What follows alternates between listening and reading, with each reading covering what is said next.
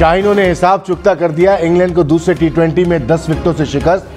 पाकिस्तान की ओपनिंग जोड़ी ने ही 200 रन का हदफ अबूर कर लिया। इंग्लिश बॉलर्स एक भी विकेट लेने में नाकाम। 7 मैचेस की सीरीज 1-1 से बराबर हो गई। तीसरा मैच आज खेला जाएगा।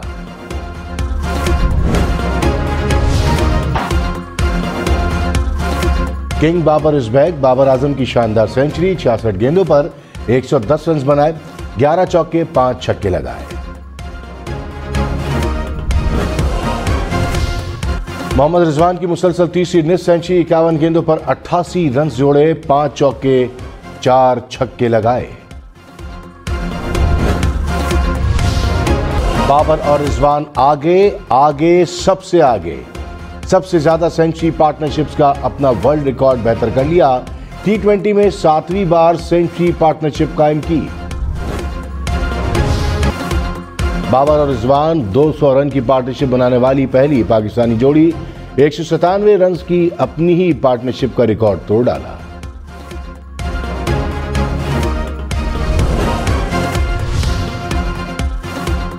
बाबर आजम और मोहम्मद रिजवान टी20 की सबसे कामयाब जोड़ी। भारत के शेखर धवन और रोहित शर्मा की जोड़ी को पीछे छोड़ दिया। भारतीय जोड़ी ने 52 इनिंग्स में 1743 रन बनाए। बाबर और रिजवान ने 36 इनिंग्स में 1929 रन बना लिए। इंग्लिश कप्तान मोइन अली के 23 गेंदों पर 55 रन। इनिंग्स में 4 छक्के 4 चौके लगाए।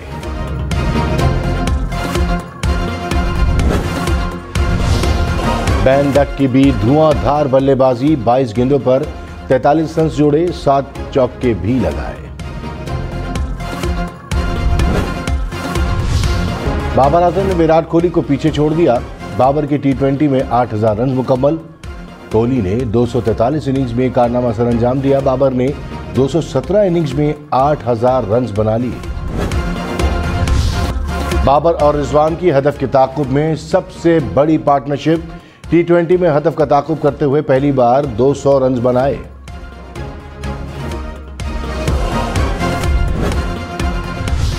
ग्रीन शर्ट्स ने कराची में तारीख रकम कर दी।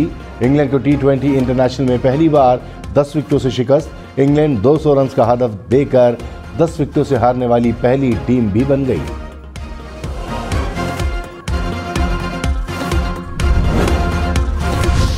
खुशदिल शाह की खराब फील्डिंग।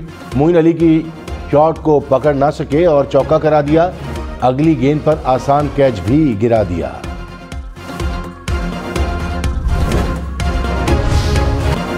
शाहनवाज दहानी के 2 गेंदों पर 2 शिकार। एलेक्स हेज और डेविड मिलान को पवेलियन भेजा।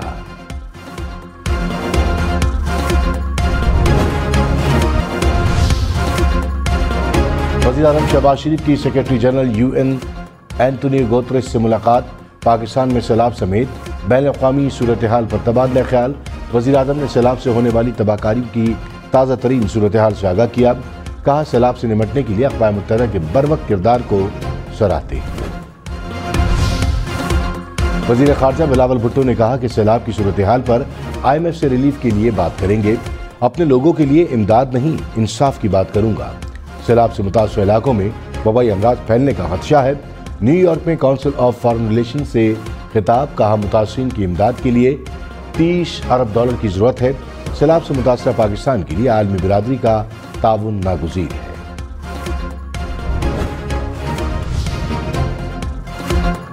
इमरान खान ने तौहीन अदालत केस में माफी मांग ली।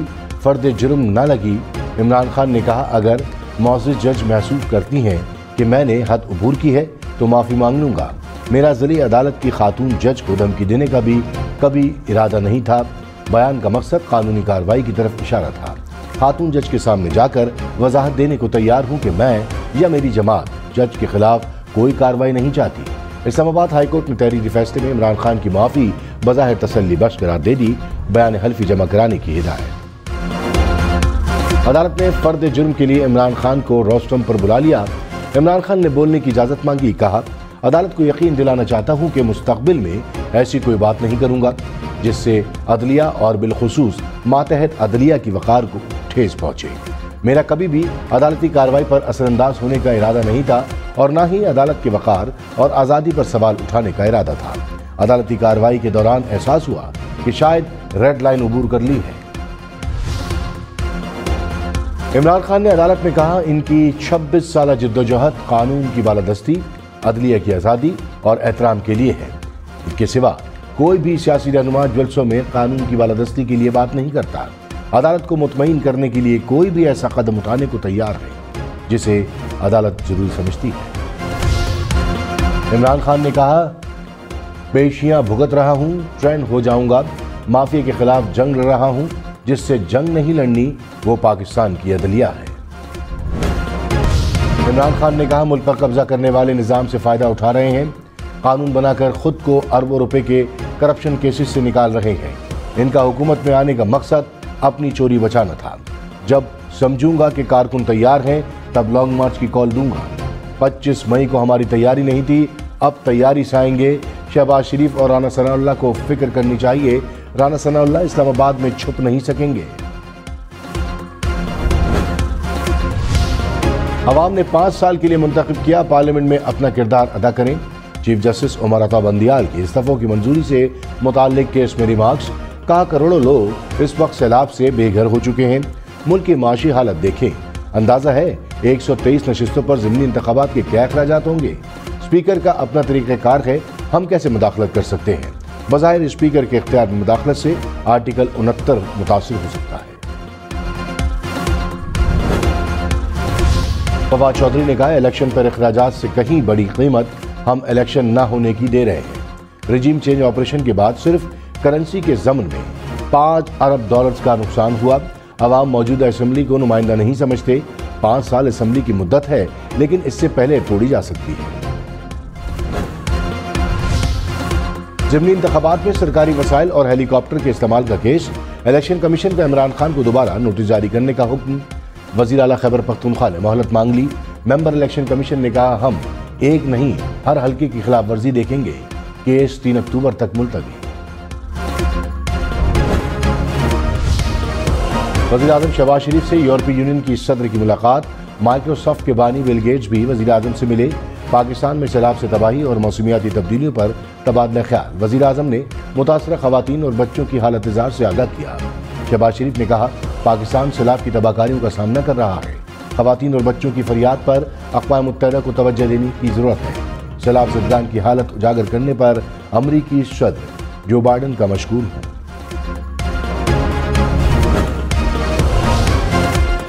मुल्क में बारिशों और सैलाब से मजीद 7 अफराद जाँ बहक। अमवात की मजमूई तादाद 1576 हो गई। 24 घंटों में सिंध में 6, बलूचिस्तान में 1 शख्स जाँ बहक। 14 जून से अब तक 12,862 अफराद जख्मी हुए। सैलाब के बाइस 20 लाख से जायद मकानात और 392 पुल तबाह। 13,000 से जायद किलोमीटर सड़कें मुतासिर। 10,17,000 से जायद मवेशी हलाक हुए। वज़ीर आज़म शहबाज शरीफ और सऊदी वली अहद मोहम्मद बिन सलमान का टेलीफोनिक राब्ता। सैलाब की सूरत हाल, रिलीफ और बहाली के इक़दामात पर गुफ्तगू। वज़ीर आज़म ने सैलाब मुतासिरीन की मदद पर सऊदी अरब का शुक्रिया अदा किया। मोहम्मद बिन सलमान की सैलाब मुतासिरीन की मदद जारी रखने की यकीन दहानी। वज़ीर आज़म ने मुआशी ताउन को भी सराहा। भारत की पाकिस्तान के खिलाफ एक और साजिश बेनकाब। भारत से चलाए जाने वाला ट्विटर नेटवर्क पकड़ा गया। स्टैनफोर्ड इंटरनेट ऑब्जर्वेटरी ने भारत का भांडा फोड़ दिया। कहा, नेटवर्क पाकिस्तान और पाक फौज के खिलाफ प्रोपेगेंडे में मुलव्वस था। इससे पहले कि EU डिसइंफो लैब ने भी भारतीय साजिश को बेनकाब किया था। Army chief general Qamar Javed Bajwa से जापानी सफीर की मुलाकात। बाहमी दिलचस्पी के उमूर, इलाकाई सलामती की सूरत हाल पर तबादला ख्याल। आर्मी चीफ ने कहा, पाकिस्तान जापान से ताल्लुकात को कद्र की निगाह से देखता है। जापानी सफीर का पाकिस्तान में सैलाब से तबाही पर दुख का इजहार। पाकिस्तान को मुकम्मल ताउन की पेशकश। रेस्क्यू और रिलीफ ऑपरेशन में पाक फौज की कोशिशों को भी सराहा।